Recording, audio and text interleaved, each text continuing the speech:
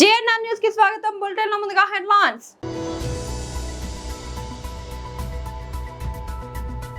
తెలంగాణ భవన్లో బీఆర్ఎస్ నేతల విలేకరుల సమావేశం.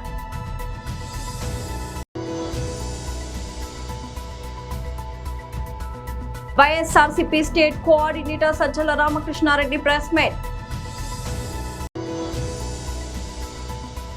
దేశంలోని అతిపెద్ద సంక్షేమ విప్లవానికి చంద్రన్న శ్రీకారం. చైర్మన్ పోతుల బాలకోటయ్య మీడియా సమావేశం.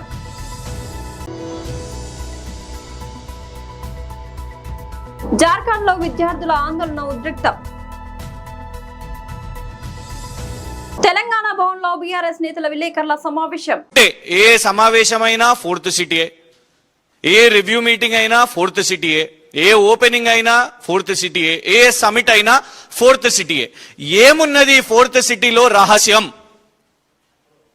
ఈ ఫోర్త్ సిటీలో జరుగుతున్న భూదందా ముఖ్యమంత్రి రేవంత్ గారికి ఎందుకు ప్రయారిటీ అనేది ఇవాళ స్పష్టంగా అర్థమవుతున్నది.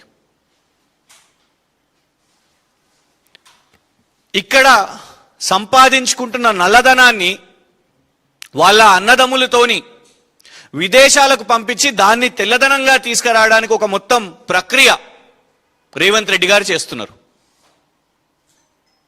ఇటు భూదందాలు, ఇంకోవైపు మొన్ననే ఇటీవల వాళ్ళ అల్లునికి సంబంధించిన మెడికవర్ హాస్పిటల్స్ కూడా దాన్ని ఏదైతే రేవంత్ రెడ్డి గారు ఇప్పటి వరకు ఈ 3 సంవత్సరాల పాలనలో వరంగల్లో కేసీఆర్ గారి ప్రభుత్వం మొదలుపెట్టిన సూపర్ స్పెషాలిటీ హాస్పిటల్ని ఓపెనింగ్ చేయలేదు. టిమ్స్ ఆసుపత్రులు 4 టిమ్స్ ఆసుపత్రులు కేసీఆర్ గారి ప్రభుత్వం ఇవాళకి కూడా అల్వాలు, ఎల్బీ నగర్ ఇవి ఓపెనింగ్ కోసం వెయిట్ చేస్తున్నాయి.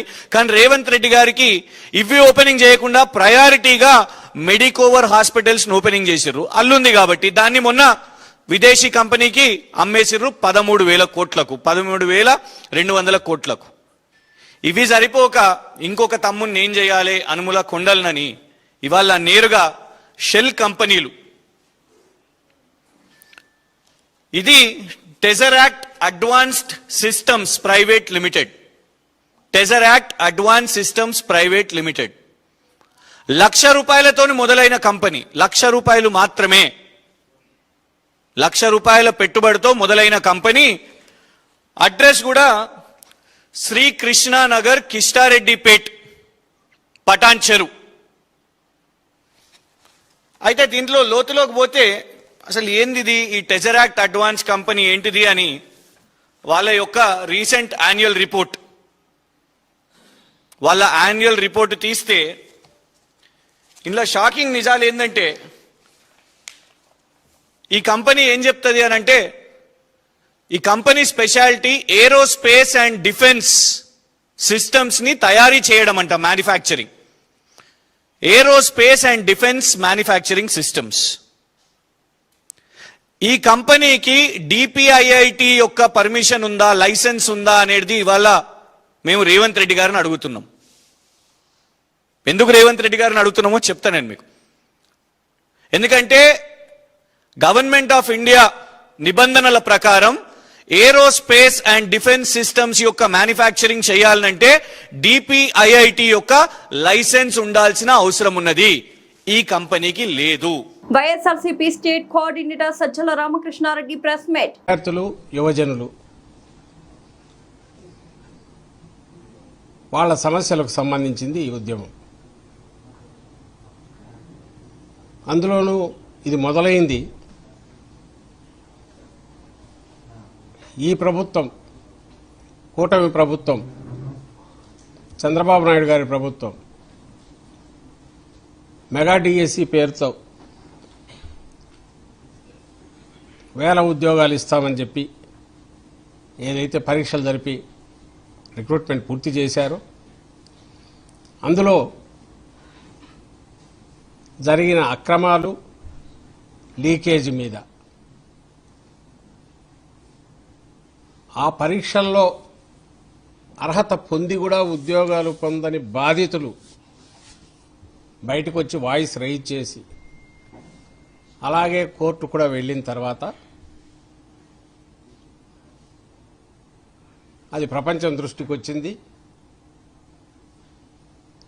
ఆ విషయమై ఏ బాధ్యత కలిగిన ప్రభుత్వమైనా సరే కనీస బాధ్యత తమ పాత్ర అందులో లేకపోతే, ప్రభుత్వ పెద్దల పాత్ర లేకపోతే, వాళ్ళ ఆధ్వర్యంలో నడవకపోతే దాని మీద విచారణ జరిపించడం, వచ్చిన అనుమానాలు నివృత్తి చేయడం ఇది సహజంగా జరిగే ప్రక్రియ. కానీ ఒక్క మన రాష్ట్రంలో మాత్రమే దానికి సమాధానం ఇవ్వకపోగా ఇది వైఎస్ఆర్ కాంగ్రెస్ పార్టీ చేస్తున్న ఒక కృత్రిమ ఉద్యమంలాగా క్రియేట్ చేయాలని ఫస్ట్ నుంచి చంద్రబాబు నాయుడు గారు ప్రయత్నం చేస్తున్నారు. ఆయన పార్టీ, ఇంకా ఆయన పెట్టుకున్న ఫేక్ మీడియా వ్యవస్థలు ఏవైతే ఉన్నాయో, సోషల్ మీడియా వ్యవస్థలు కానీ, ఆయనకు దిశాదిని నిర్దేశం చేసే ఆ 2 పత్రికలు, ఆ ఛానళ్ళు కానీ, వీళ్ళు పెట్టుకున్న అజెండా ఏంటంటే ఏమీ జరగలేదు, అంత బాగుంది, వీళ్ళు అధికారంలో లేరు, ప్రతిపక్షంలో ఉన్నారు కాబట్టి గొడవ చేయాలి కాబట్టి చేస్తున్నారు వైఎస్ఆర్సీపీ వాళ్ళు అనే ఇంప్రెషన్ ఇచ్చే ప్రయత్నం చేస్తున్నారు. ఇంకా వాయిస్ రైజ్ అయ్యే కొద్దీ దాన్ని ఎట్లా తొక్కాలని చూస్తున్నారు. ఇన్ని రోజులుగా జరుగుతున్నది అదే, ఈరోజు అదే జరిపే ప్రయత్నం చేశారు. దేశంలోని అతిపెద్ద సంక్షేమ విప్లవానికి చంద్రన్న శ్రీకారం. చైర్మన్ పోతుల బాలకోటయ్య మీడియా సమావేశం. అందరికీ నమస్కారం. ప్రింట్ అండ్ ఎలక్ట్రానిక్ మీడియా మిత్రులందరూ కూడా నమస్కారాలు. ఆంధ్రప్రదేశ్ సోషల్ వెల్ఫేర్ బోర్డు తరఫున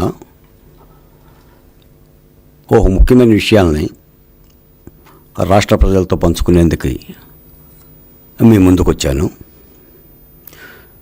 ఈ నెల ఆగస్టు 3వ తేదీ నుంచి 8వ తేదీ వరకు సోషల్ వెల్ఫేర్ బోర్డు తరఫున తొలిసారిగా ఉత్తరాంధ్ర సంక్షేమ యాత్ర చేపట్టడం జరిగింది.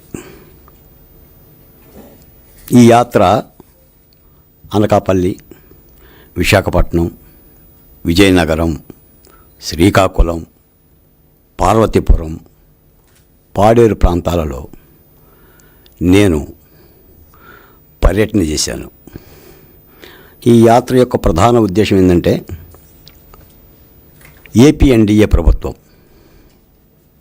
కూటమి ప్రభుత్వం లేదా ముఖ్యమంత్రి చంద్రబాబు నాయుడు గారు 2 ఏళ్లుగా గాడి తప్పిన ఆర్థిక వ్యవస్థను గాడిలో పెడుతూ ఆంధ్రప్రదేశ్లో కనీ విని ఎరుగని రీతిలో చేస్తున్న అభివృద్ధి కార్యక్రమాలు, సంక్షేమ కార్యక్రమాలను ఉత్తరాంధ్ర ప్రజలకి తెలియపరచడం అనేది ఒక ప్రధానమైన లక్ష్యమైతే, రెండవది సామాజిక సంక్షేమ బోర్డుకు సంబంధించి సాంఘిక సంక్షేమ హాస్టల్స్ పర్యవేక్షకులు, డాక్టర్ బిఆర్ అంబేద్కర్ గురుకుల పాఠశాల అధికారులు, వీళ్ళందరితో కూడా సమీక్షా సమావేశాలు, 2 విద్యార్థులతో మాటామంతి కార్యక్రమం,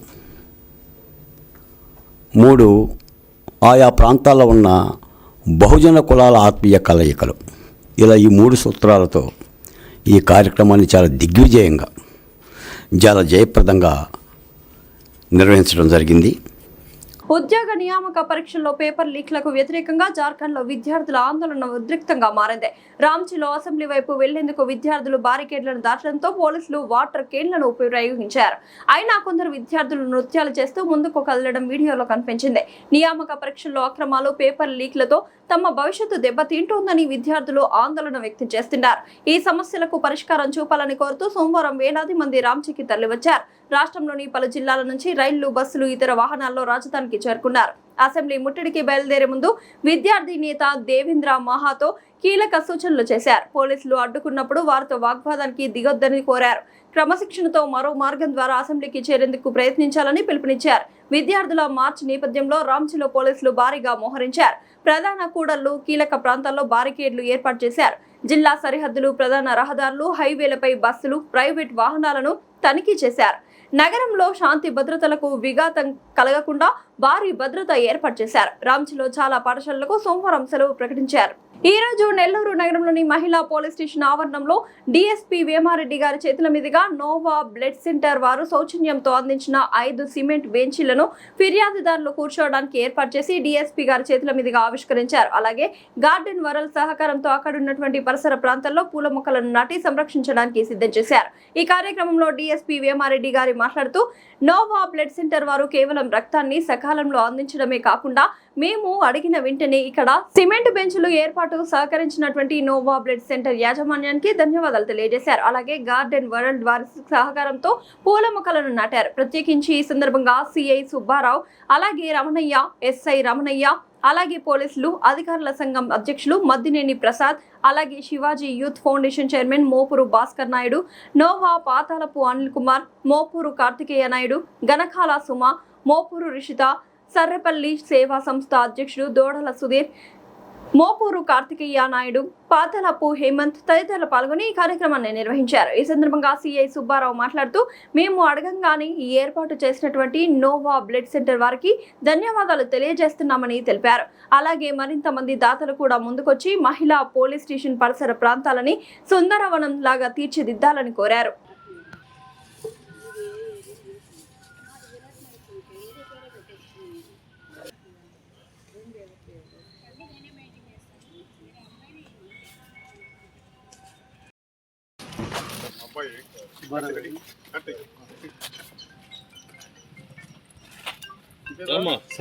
సార్ వెయిట్ కార్తిక్ దగ్గర రా. కార్తిక్ సార్ ఒక ఫోటో.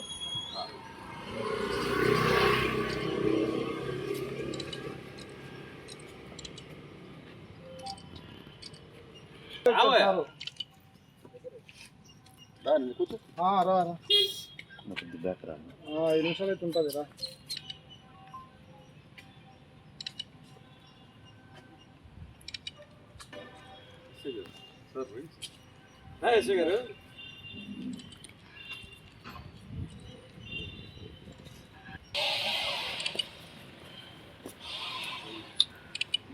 పెట్టుకోవడం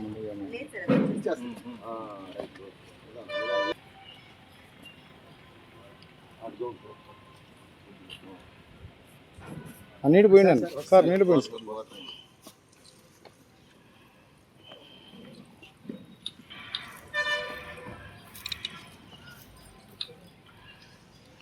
వాటర్ వేస్తుంది.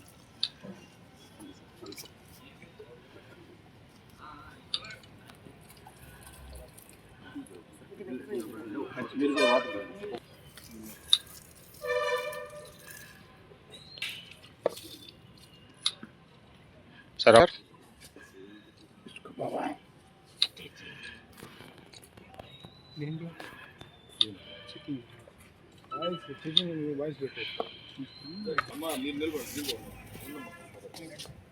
సార్ ఇటు చూడండి.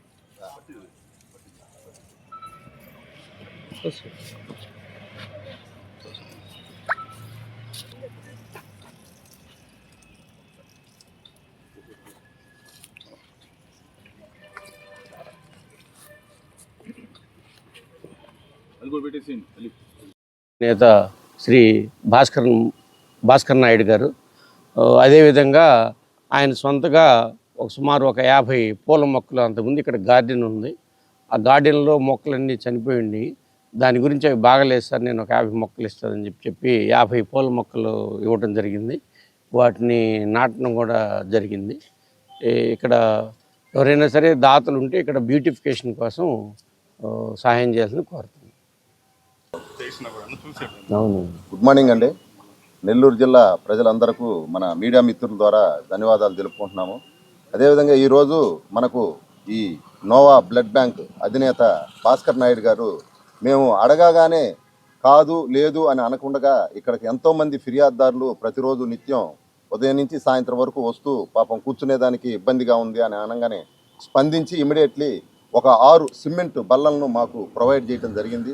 నిజంగా వారి యొక్క మంచి హృదయానికి చాలా ధన్యవాదాలు. ప్రపంచ ఆదివాసీ దినోత్సవం సందర్భంగా నారాయణపేట జిల్లా మద్దూరు మున్సిపాలిటీ పరిధిలోని సఫాన్ చెరువు తాండాలో కాంగ్రెస్ పార్టీ నాయకులు సుభాష్ ఆధ్వర్యంలో లియో 9 సంస్థ ఆధ్వర్యంలో గిరిజన మహిళలు కేక్ కట్ చేసి సంబరాలు జరుపుకున్నారు. అనంతరం లియో 9 సంస్థ సుభాష్ నాయక్ మాట్లాడుతూ గ్రామీణ ప్రాంతాల్లో మహిళల ఆరోగ్య భద్రతపై అవగాహన కల్పించడం జరిగిందని తెలిపారు. పరిశుభ్రత పాటించకపోతే అనేక ఆరోగ్య సమస్యలు తలెత్తుతాయి. ప్రతి ఒక్కరూ శానిటరీ నాప్కిన్ ఉపయోగిస్తూ ఆరోగ్యాన్ని కాపాడుకోవాలని సూచించారు. ఈ కార్యక్రమంలో గ్రామ పెద్దలు, మహిళలు, యువత పెద్ద సంఖ్యలో పాల్గొన్నారు. మనం ఇప్పుడు ఈ శానిటరీ ప్యాడ్స్ గురించి తెలుసుకున్నాం కాబట్టి మోస్ట్లీ చాలా మటుకు అందరూ కూడా వీలైనంత వరకు ఎవరైతే మెచ్యూర్ పెద్ద మనిషి అయిన అమ్మాయి నుంచి కూడా అందరూ కూడా శానిటరీ ప్యాడ్స్ అనేవి యూస్ చేయడం ద్వారా ఏమవుతుంది, రావాల్సిన ఇన్ఫెక్షన్స్ తగ్గుతాయి. మ్యాక్సిమం కూడా తగ్గించవచ్చు మనము ఇవి యూస్ చేయడం వల్ల. మనం రీయూజ్ అనేది చెయ్యం, మళ్ళీ యూస్ చేయం కాబట్టి ఇన్ఫెక్షన్స్ అనేవి తగ్గించవచ్చు. సో ప్యాడ్స్ యూస్ చేయడం బెటర్. క్లాత్స్ ఇళ్లల్లో యూస్ చేసుకునే క్లాత్స్ అట్లాంటివన్నీ యూస్ చేయకుండా ప్యాడ్స్ యూస్ చేయడము బెటర్. అండ్ ఇది తెలుసుకున్నందుకు ఈ ప్రోగ్రామ్ అటెండ్ అయిన తర్వాత I feel that most probably చాలా మటుకు ఇంప్రూవ్ అవుతారని నేను అనుకుంటున్నాను. There will be more changes so that they will be a shift from normal usage of this pads నుంచి ఈ శానిటరీ నాప్కిన్స్ అనేవి యూసేజ్ కొంచెం పెరుగుతుందని నేను అనుకుంటున్నాను. సో నా పేరు సుభాష్ నాయక్, సాపంచెరు తాండా, మద్దూర్ మండల్, కొడంగల్ నియోజకవర్గం. నేను ఈ తాండకి కావాల్సిన నా సొంత ఊరు, నా సొంత తాండ ఇది.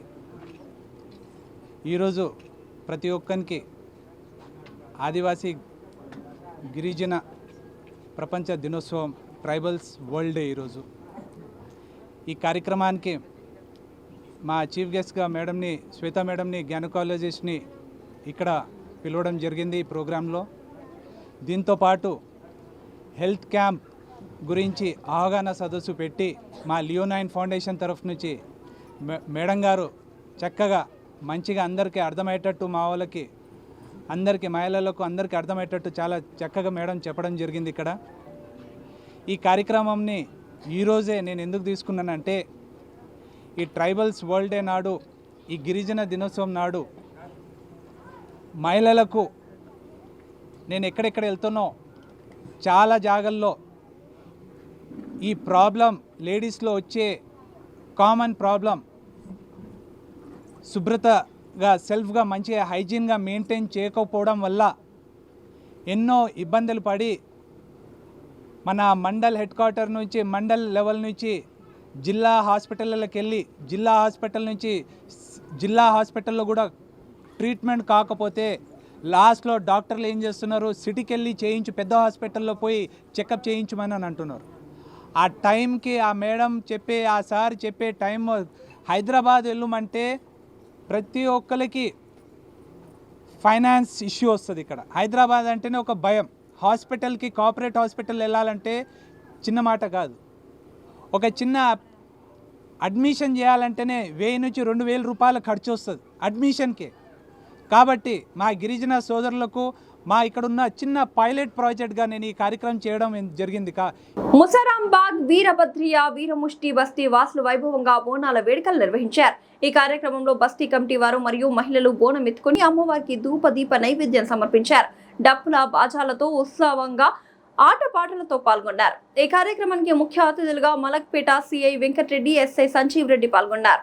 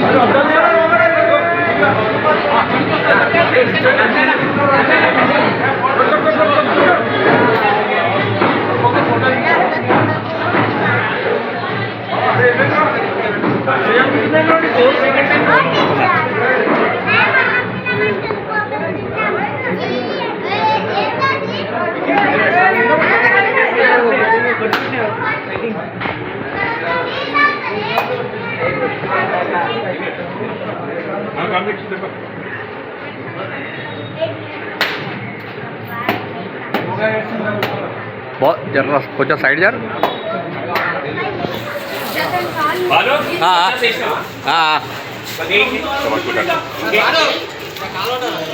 అది దాని మీద పెట్టక అది కింద పడతాయి మళ్ళీ. బులెటిన్ ముంచే ముందు హెడ్లైన్స్ మరోసారి. తెలంగాణ భవన్లో బీఆర్ఎస్ నేతల విలేకరుల సమావేశం.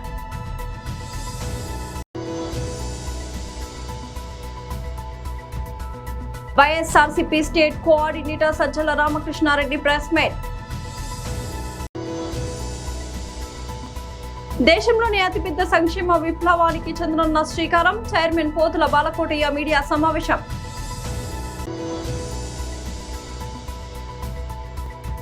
జార్ఖండ్ లో విద్యార్థుల ఆందోళన ఉద్రిక్తం. ఇది వాళ్ళ బులెటిన్ అప్డేట్. మరొక బులెటిన్ లో మళ్ళీ కలుద్దాం. అంతవరకు సెలవు.